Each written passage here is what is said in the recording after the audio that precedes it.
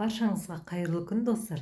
6 айға толған балаларға арналған үй жағдайында езбе дайындайтын боламыз. Езбені жасыл түсті көкөністерден бастаймыз. Себебі олар гипоаллергенді болып келеді. Оларға брокколи, цветная капуста, кабачки жатады. Брокколиімізді бөлшектеп аламыз. Оның үстіне 1 шай қасық ас содасын құйып, сумен жақсылап жуып аламыз. Суда 30 минут тұсаймыз. Құрамындағы дәрілік заттар, зиянды заттар кетеді.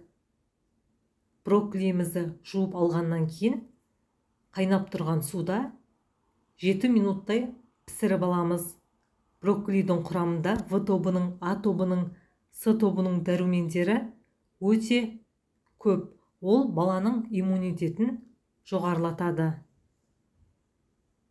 Піскен брокколиімізді блендердің көмегімен біртекті гомогенді етіп дайындайтын боламыз.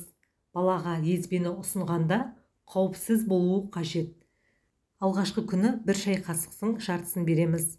Кез келген қосымша тағамды алдымен шай қасықпен ақырын беріп, содан соң 2-3 шай қасық, содан кейін мөлшерін біртіндеп көбейте отырып береміз.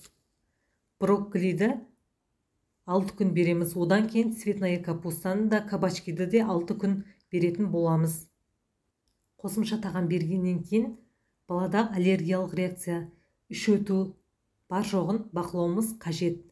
Қосымша тағам бергеннен кейін ана сүтін немесе су ұсынамыз. Ол іш қатудың алдын алады. Қосымша тағамды үй жағдайында балаларыңызға жасап беруге кеңес беремін. Келесі кездескенше сау болыңыздар.